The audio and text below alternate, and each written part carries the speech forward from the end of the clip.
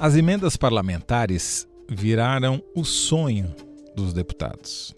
É dinheiro para mostrar serviço nas suas bases eleitorais e moeda de troca em Brasília. Mas esse sonho ameaça virar pesadelo. Prefeitos condenados, licitações viciadas, investigações da Polícia Federal que miram caciques que comandaram ou comandam a Câmara dos Deputados e o Senado Federal, como Arthur Lira e Davi Alcolumbre. As emendas parlamentares estão virando sinônimo de fraude e desvio. É o que mostra uma série de reportagens da repórter do UOL, Natália Portinari. São tantas que está ficando difícil separar o que é regra e o que é exceção. Em Tartarugalzinho, lá no Amapá, foram destinados 214 milhões de reais em emendas parlamentares desde 2015. Dá quase 15 mil reais por habitante. Mesmo assim, a cidade não tem saneamento, não tem asfalto, não tem serviços, é tudo precário. O prefeito foi condenado por compra de votos e por caixa 2. Na Bahia, a Polícia Federal investiga o deputado Elmar Nascimento, um deputado tão destacado que chegou a ser cogitado para presidir a Câmara. O esquema envolve contratos superfaturados de limpeza e pavimentação em uma prefeitura comandada por seu irmão e as empresas beneficiadas são ligadas à própria família. São Elmar e Elmo.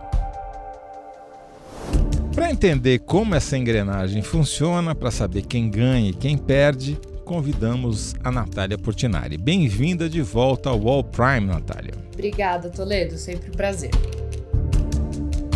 Eu sou José Roberto de Toledo e este é o UOL Prime. Toda semana a gente conversa com os melhores repórteres sobre as melhores reportagens do UOL.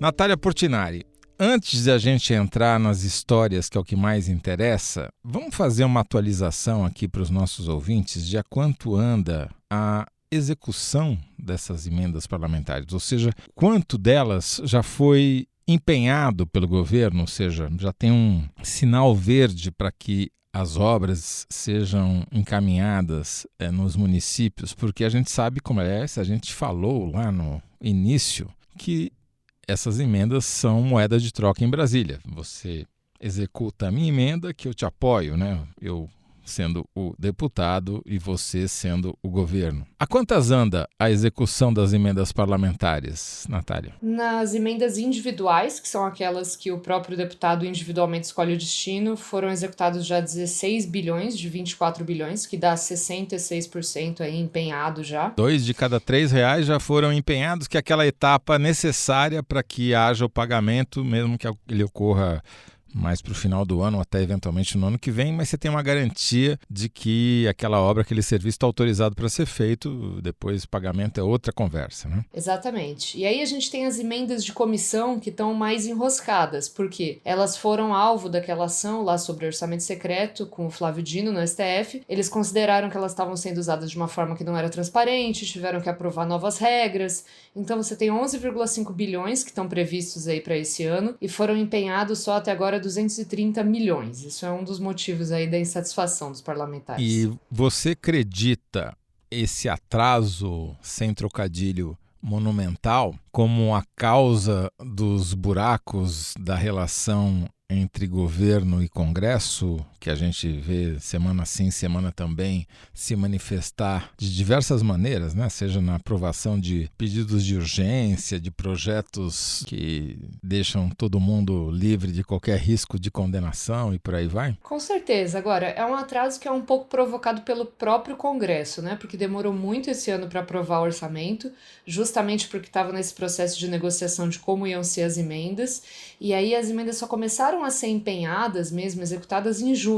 Aí eu lembro que quando eu fiz até uma matéria falando sobre esse atraso e como que estava começando muito tarde lá no ano, a Secretaria de Relações Institucionais do governo até rebateu dizendo, olha, não, se você comparar com quando foi aprovado o orçamento como a gente está agora, tá meio que dentro do padrão de anos anteriores. Então tem esse argumento aí de que de fato demora para analisar, os ministérios têm que ver os projetos, não é feito imediatamente. E tem a questão das emendas PIX. Mas espera um pouquinho, antes da gente chegar no PIX, você e eu, acreditamos nessa explicação porque a gente sabe, por experiência, que, de fato, tem uma burocracia que precisa ser cumprida até que uma rubrica orçamentária, especialmente uma emenda, possa ser executada. Mas eu não acredito que os deputados acreditem nessa versão. Você acredita? Os deputados podem até acreditar, mas os prefeitos que estão cobrando eles, muito provavelmente não. Entendi.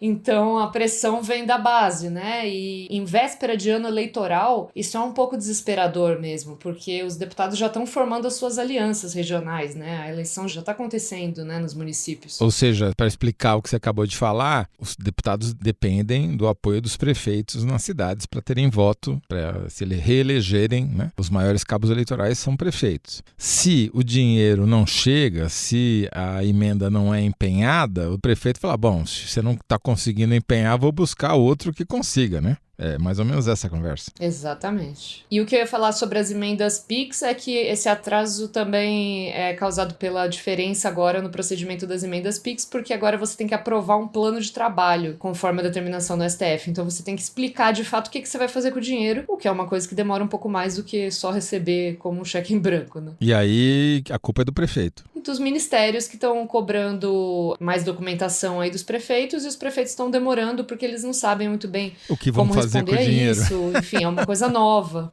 Ou talvez não tenham ideia mesmo do que vão fazer e estavam esperando que fossem decidir depois. Entendi. Inverteu-se a ordem de prioridades. Imagina que absurdo, né, Natália, a gente ter que dizer o que a gente vai fazer com o dinheiro antes de receber o dinheiro. Coisa absurda isso, realmente não faz nenhum sentido, né?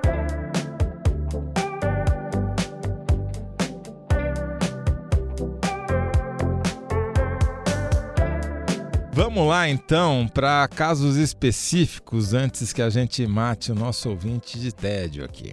Vamos para a Bahia. Qual o adjetivo que você usaria para definir o município onde Elmar e Elmo mandam e desmandam? É um município muito mais importante para a política baiana do que a gente pode imaginar, porque realmente ali tem uma briga política do clã do Elmar com os opositores, tem essa questão das emendas, então vamos dizer que é um lugar conflagrado. E qual que é o nome do lugar? Campo Formoso, na Bahia. Campo Formoso, quer dizer, além de conflagrado, é uma belezura. Conta pra gente, então, o que está acontecendo em Campo Formoso, quem é Elmar, quem é Elmo e o que a Polícia Federal tem a ver com tudo isso? Bom, Elmar Nascimento é um deputado do União Brasil da Bahia, que foi líder do União Brasil aí por muitos anos, deixou de ser líder no final do ano passado, e a base dele, né, em Campo Formoso, onde o irmão dele, Elmo Nascimento, é o prefeito que administra a cidade. E aí a gente tem que voltar assim para aquelas emendas de relator, né, que era o orçamento secreto. Lá em 2022, o Elmar mandou um dinheiro para o município dele que era para pavimentar estradas. E esse dinheiro foi usado em 2 convênios da Codevasf, que é aquela estatal federal que aparece aí no noticiário, né, bastante quando se fala de emendas. Companhia de Desenvolvimento do Vale do São Francisco. Isso, que inicialmente era uma estatal para fazer irrigação e que virou uma pavimentadora de todo o Nordeste até outras regiões. Então, esse dinheiro foi enviado lá para a Codevasf para que fosse usado nesses 2 convênios. A gente, em setembro do ano passado, a gente até mostrou que uma dessas obras passava em frente à fazenda do pai do Elmar. Então, já tinha um indício ali, né, de que ele tinha direcionado para privilegiar ali a região dele, a cidade dele, a fazenda da família dele. E aí, o que aconteceu foi que, quando veio a Operação Overclean pegou ali, a Polícia Federal está investigando um mega esquema de fraude a licitações em diversos estados, que trabalhava com licitações municipais em 2 áreas, limpeza urbana e obras. Basicamente lixo e pavimentação, que é, vamos usar a linguagem de gente, mandar asfalto em cima das estradas de terra, é isso? Isso, exatamente. São 2 tipos de contrato que são fáceis, né, de fechar, você tem uma simplicidade ali para você aprovar um projeto e você começar a executar na hora, então eles são bem visados, né, por esses grupos aí que fraudam licitações. Então esse era o caso, né, pelo que tudo indica aí da investigação com a Alfa Pavimentações, que era dos irmãos Fábio e Alex Parente, que são ligados aí ao tal do Marcos Moura, que é o rei do lixo, né, conhecido aí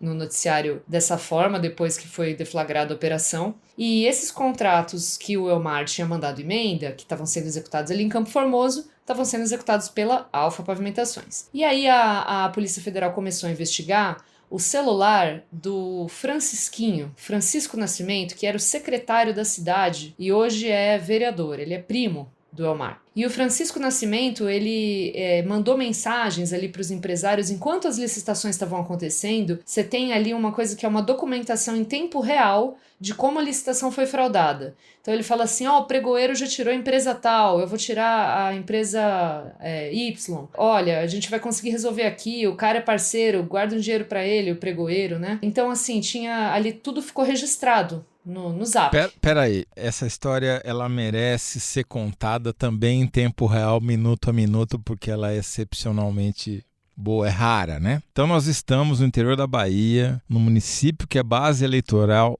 do Elmar Nascimento, que quase virou presidente da Câmara, que era o melhor amigo do Arthur Lira quando ele era presidente da Câmara, depois os dois brigaram. Na cidade que é comandada pelo irmão dele, o Elmo, né? Elmar e Elmo. Aí o primo dos dois, do prefeito e do deputado, é secretário e ele vai mandando mensagens para o dono da pavimentadora, ou seja, da empresa que vai asfaltar e ganhar o contrato, falar, olha, estamos fazendo nesse momento, apregoando essa licitação para fazer essa pavimentação e o pregoeiro acabou de eliminar o seu concorrente, é isso? Exatamente. Então ele tira uma foto, por exemplo, da sala onde estava acontecendo a concorrência, não, ele não e fez ele isso. mostra... Ele não fez isso, não. Um eu dos não acredito. empresários...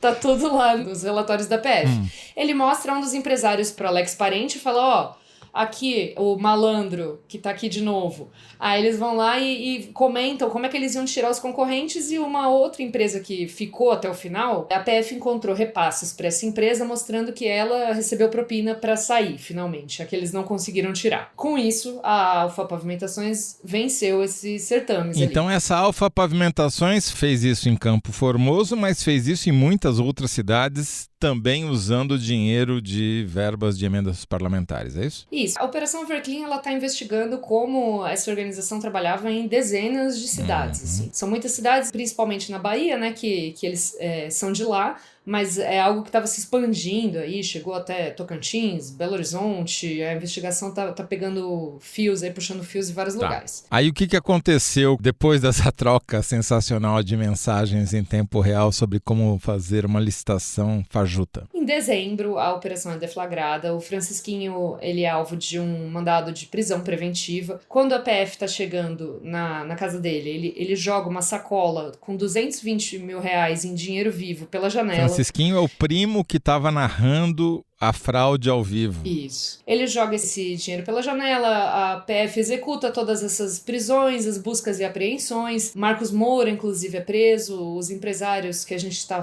falando aqui, Alex Parente, Fábio, são presos também, ficam presos até o final daquele ano, né, do ano passado. E a PF começa a olhar esse material que surgiu dessas buscas. Por curiosidade, qual foi a explicação do Francisquinho para jogar uma mala de dinheiro pela janela? A defesa do Francisquinho não tem se pronunciado nas últimas matérias que eu fiz. Entendi. Nas últimas eles não têm falado. Então, estava todo mundo preso no final do ano, e daí? Aí a PF começa a analisar o material que foi encontrado, né, nessas buscas. E um dos elementos ali é uma planilha que foi identificado ali como uma planilha de propina. E dentro dessa planilha tem ali Gabinete Campo Formoso, tem Amal. Amal, quem é, segundo a investigação aponta? Amal é Amauri Nascimento, que é um assessor do Elmar. E, enfim, diversas outras pessoas, até o pregoeiro, que é esse que eles estavam falando que tinha guardar um pouco para ele tá lá também. E tudo isso é um acúmulo ali de uma conta, né, de 7,9 milhões de reais que essas empresas estavam destinando para propina nessa obra. E de quanto que era o valor das emendas, você sabe? Não? Eles receberam 51 milhões da prefeitura, não é Quer pouco. dizer, assim, eles estavam né? devolvendo 8 milhões de 50, mas não é tanto assim, né? Tá menos de 20%. É. Enfim, aí cabe a cada um avaliar. Muito ou pouco é relativo, né? Não, mas pensa bem, tem que dar para o pregoeiro, tem que dar para o secretário, tem que dar para o assessor, é bastante gente, é a distribuição de renda também. Tinha bastante gente citada ali. E depois disso, a PF começa a olhar também alguns indícios, né, de participação do próprio deputado Elmar Nascimento, por conta dessa história do Amaury, por conta de um apartamento também, que a gente mostrou em algumas matérias, que é um apartamento que ele foi comprado pelo Elmar de uma empresa ligada ali ao Marcos Moura em Salvador por um preço que era abaixo do valor de mercado. Então... Só rememorando, quem é Marcos Moura mesmo? Desculpa, o rei do lixo. Ele é apontado como líder, né, dessa organização criminosa. Quer dizer, o Elmar comprou um apartamento do rei do lixo por um preço abaixo do valor de mercado lá na capital, em Salvador. Exatamente. E é um apartamento bacana, assim, não? É um apartamento bem bacana. Andar alto, como diria Gedel Vieira Lima, não? Acho que não é tanto. Ele é de frente ali pro mar, perto do Mercado Modelo, fica abaixo ali do elevador Lacerda. Sim. Num lugar onde estaciona barco. Perto da marina ali. É um dos prédios...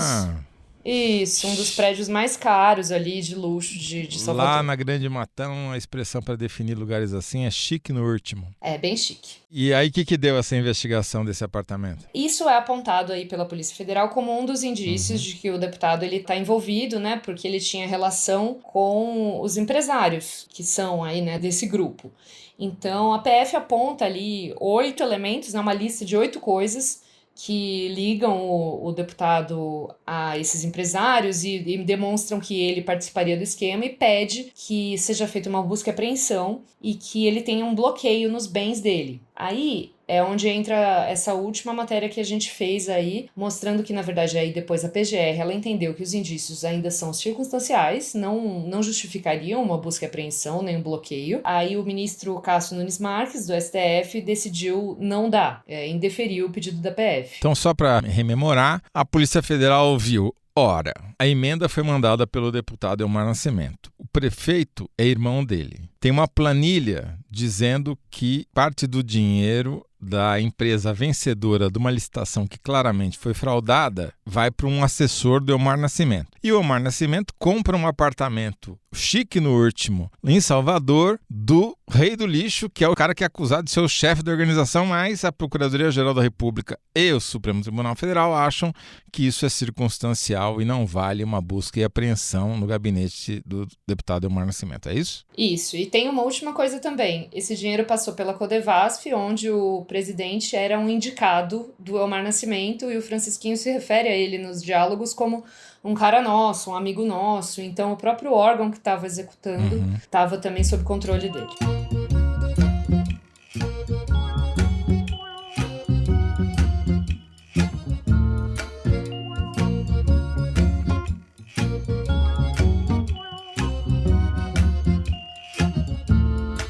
Se a investigação não conseguiu avançar para o lado do Elmar porque ele foi, digamos, protegido por essas decisões que você mencionou, para onde a Polícia Federal está indo para tentar fechar essa investigação? Então, ainda tem muito material que está sendo analisado. A expectativa é de que esse inquérito seja encaminhado aí até o final do ano, mas tem muitos outros prefeitos, tem muita coisa ainda que tem que ser analisada para entender a participação de cada um, porque a gente está falando de dezenas de contratos. E além desses contratos de pavimentação, tinha os contratos de limpeza, os contratos de detetização, que também a gente mostrou numa reportagem aí que tinha um preço muito acima do valor. Eu vou ser obrigado a perguntar porque eu não vou perder a piada, né? Um contrato de dedetização, ou seja, para você matar pragas, né? Quanto que era o superfaturamento no contrato para matar praga? Isso é uma conta que a gente fez aqui numa reportagem de que eles são 660% acima do preço de mercado. Era por aí, assim, no valor da detetização. Eu vejo uma certa lógica, Natália, porque são pragas difíceis de matar, né? Então talvez você tenha que empregar mais veneno mesmo, né? A gente está usando o caso do Elmar Nascimento, que é um deputado de primeira grandeza, digamos assim, mas ele é exemplar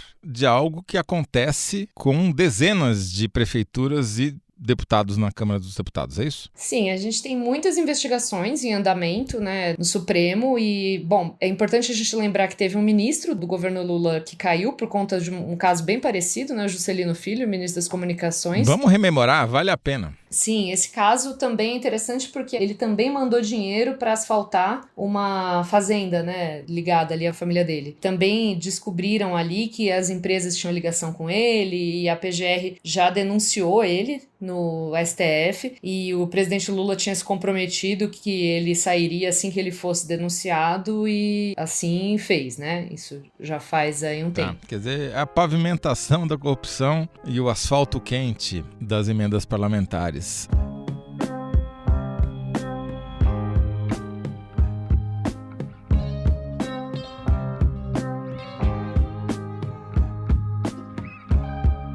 Natália Portinari, você citou especificamente os casos de pavimentação mais de uma vez e de limpeza urbana. O nome da operação é Overclean, que é excesso de limpeza, né? Por que esse tipo de obra aparece tanto nas denúncias e nos inquéritos? Você tem uma explicação? Olha, quando a gente fala de uma licitação pública, existem alguns tipos de licitações, né? Existe uma licitação que é a do pregão, que ela é para comprar coisas específicas com valores específicos. Então, quando você compra, por exemplo, uma máquina, a gente sabe quanto a máquina deve custar.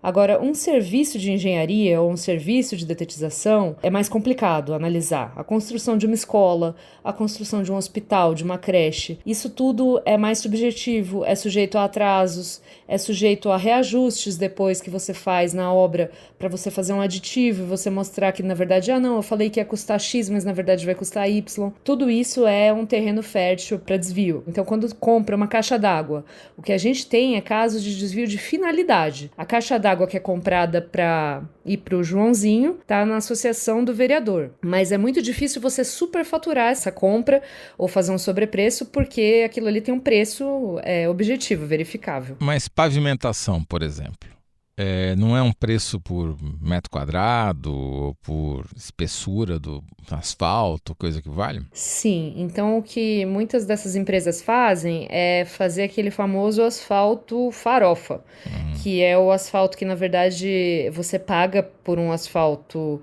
de um determinado preço e eles entregam um asfalto que é mais fino. Vários relatórios de auditoria mostram, assim, o asfalto que deveria ter 5 centímetros, na verdade, tem 3. Isso foi um negócio que se espalhou pelo Brasil inteiro nos últimos anos, desse asfalto fininho. Farofa, porque é como ele depois de um pouco da primeira chuva, é o que ele vira, né? Ele se desintegra. Exatamente, é bem intuitivo o nome. Entendi. É fazendo uma pavimentação rala que é legal porque daqui a pouco você faz outra licitação para cobrir o buraco que ficou no asfalto farofa, né? Aí na limpeza urbana, como é que eles fazem? Aí depende de uma estimativa, por exemplo, de mão de obra, que você vai dizer que aquilo tá exigindo uma mão de obra mais intensiva, ou que o produto que você está comprando, na verdade, ele custa mais caro. Não tem muitas empresas também que trabalham com isso, então você já se beneficia de uma certa falta de concorrência. Tem alguns casos em que aí tem métodos, né, muito tradicionais de fraude de licitação, que é você não divulgar que aquela concorrência vai acontecer, você colocar um obstáculo ou fazer, como a gente estava explicando, né, no caso da Alfa, você eliminar os concorrentes e sobrar só uma pessoa. São muitos métodos aí que podem ser usados.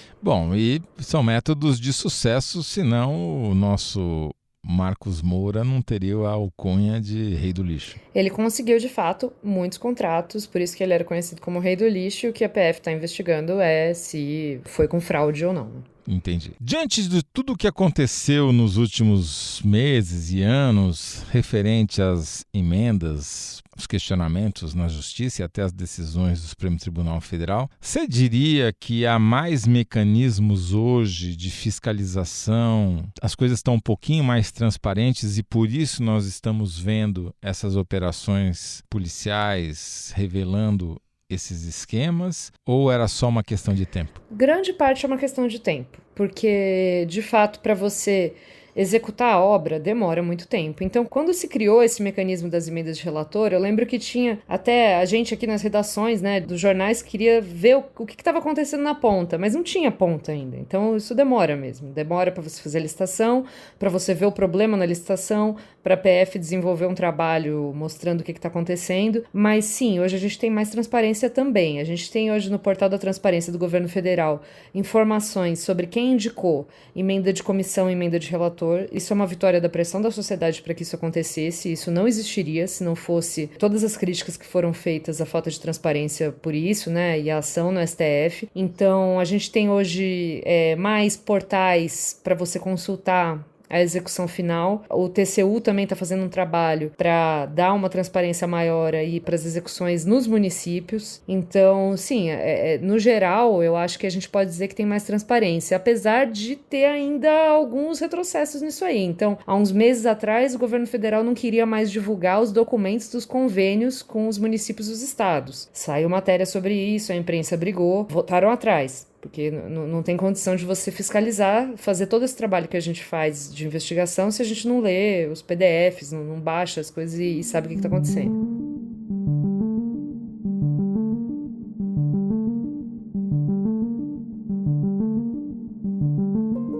Vamos agora, então, para a pacata Tartarugalzinho, lá no Amapá, com seus 13 mil habitantes, dos quais, segundo dissemos na abertura, em média teriam recebido o equivalente a R$15 mil por habitante em obras e serviços graças às emendas parlamentares. Sim, eu confesso que eu sempre quis fazer essa matéria porque eu ficava vendo Tartarugalzinho nos rankings de emendas, assim, desde 2021, com orçamento secreto, e assim, eu tinha muita curiosidade de saber o que acontecia em Tartarugalzinho, então foi a primeira vez que eu consegui fazer isso. Então conte-nos tudo. Mas essa cidade, ela é emblemática, porque o que acontece? Ela é uma das que mais receberam emendas, e ela parece que até agora ela não conseguiu executar essas emendas em obras. A CGU teve lá na cidade no final do ano passado e constatou que de 14 obras que eles tinham dado continuidade a licitações ali com verba dessas emendas, só uma tinha terminado.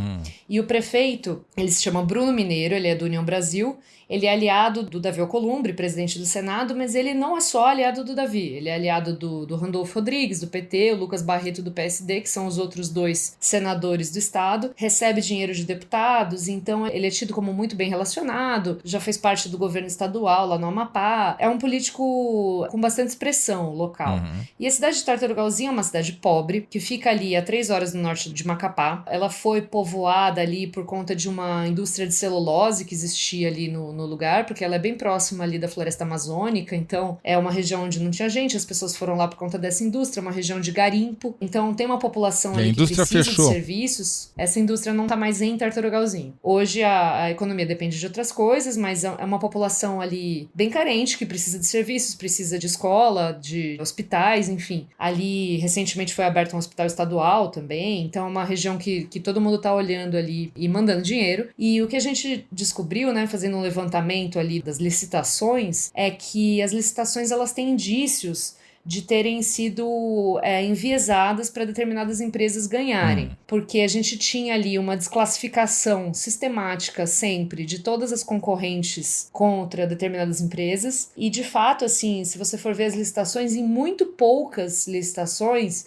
você chegou a discutir preço. Normalmente são critérios ali formais que todas as demais concorrentes são desclassificadas e uma acaba ganhando. Tipo o quê? Assim, me dá um exemplo de formalidade suficiente para tirar da disputa alguma concorrente da empresa que ganhou? Tem um contrato, por exemplo, de iluminação pública, em que 7 empresas se inscrevem. E aí 6 delas são eliminadas, e aí na ata da concorrência está descrito ali que elas são eliminadas porque, isso daqui, essa certidão, ela não estava autenticada em cartório. São coisas assim que poderiam ser supridas, né, de determinada maneira, assim, se você simplesmente pedisse para apresentar, ou será que essa empresa foi informada, né, de que ela tinha que apresentar dessa forma, ou será que ela participa de um conluio? Então são questões, assim, que quando a gente analisa muito licitação, quando tem essas desclassificações, assim, sistemáticas, isso é um pouco suspeito, né, isso levanta aí uma dúvida. Então, por conta dessa sistemática de eliminar concorrências,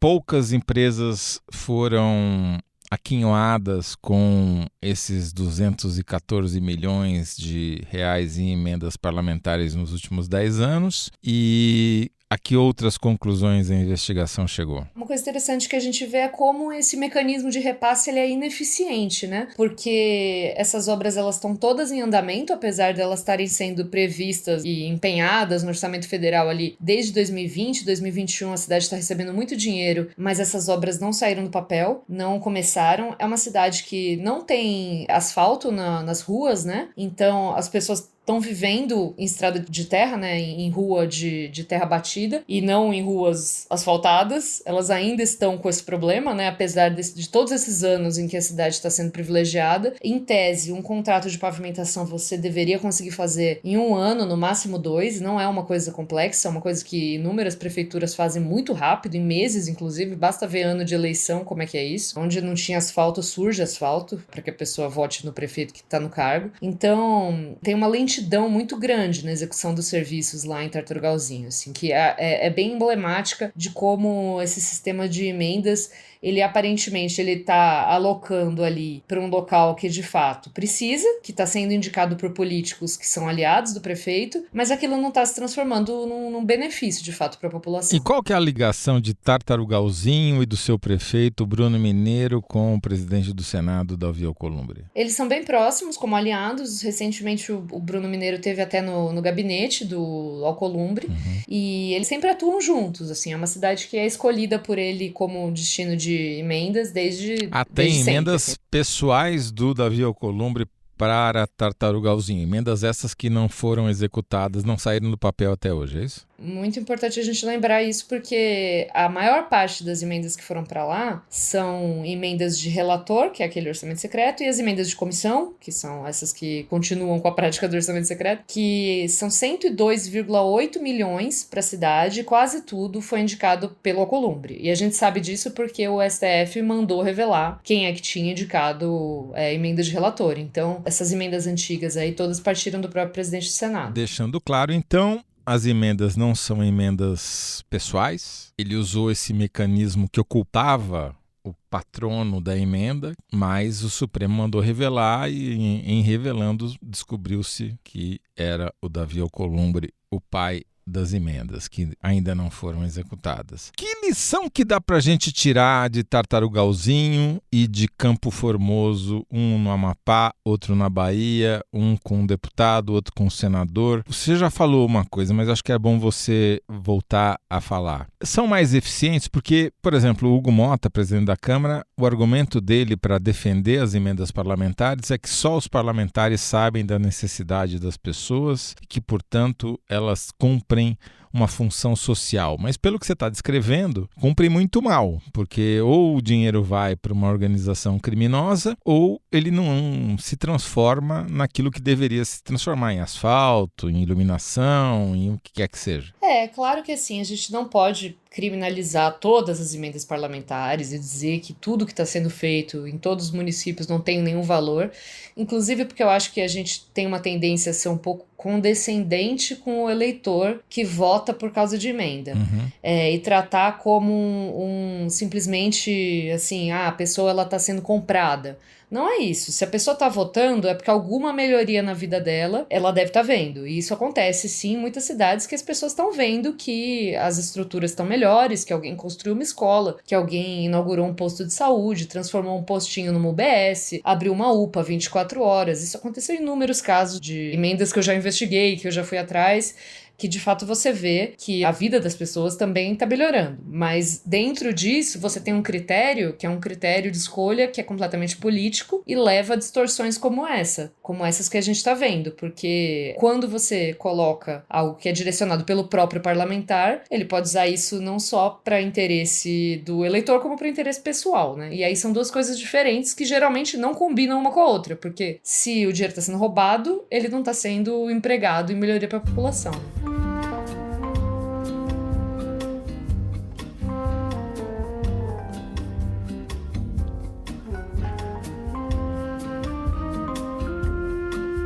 Quem determina o lugar onde a emenda vai ser aplicada é o parlamentar, porque ele tem um acordo com o prefeito. Agora, como esse dinheiro vai ser gasto, até pela dificuldade que as prefeituras estão enfrentando para justificar o recebimento dessas emendas, não são os prefeitos, são as empresas que vão executar os serviços. É mais ou menos isso? Sim, as empresas procuram muitas vezes as prefeituras e oferecem esses esquemas, né? Isso que as investigações revelam, que os prefeitos eles são procurados por esses representantes aí do submundo das emendas, às vezes até assessores ligados a pessoas aqui do próprio Congresso em Brasília, articulam essa rede assim de contratos, né? Então, uma coisa que eu ouvi assim, por exemplo, sobre a Operação Overclean, sobre o funcionamento da Operação Overclean, é que nas festas assim do União Brasil tinha personagens que circulavam aqui em Brasília perguntando assim, por exemplo, você puxa um deputado do Paraná e você pergunta, olha, você não tá querendo fazer um contrato de lixo? Então, assim,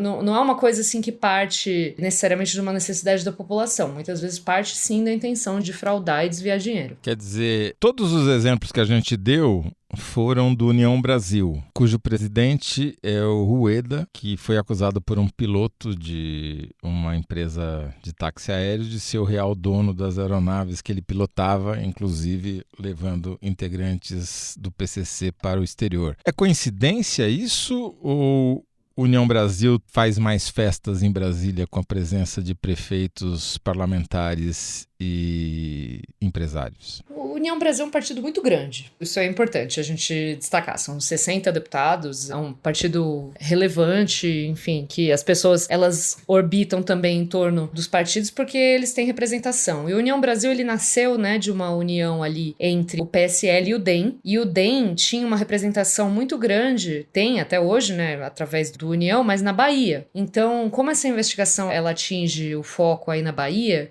ela acaba pegando esse círculo de influência dos parlamentares baianos ali ligados ao DEM e a outros partidos, e aí acaba afetando a União Brasil por conta disso aqui em Brasília. Então, a ligação que se faz é essa, né? Uhum. O Marcos Moura, isso é importante destacar, o Marcos Moura, o rei do lixo, ele era filiado à União Brasil, ele era parte da cúpula do partido.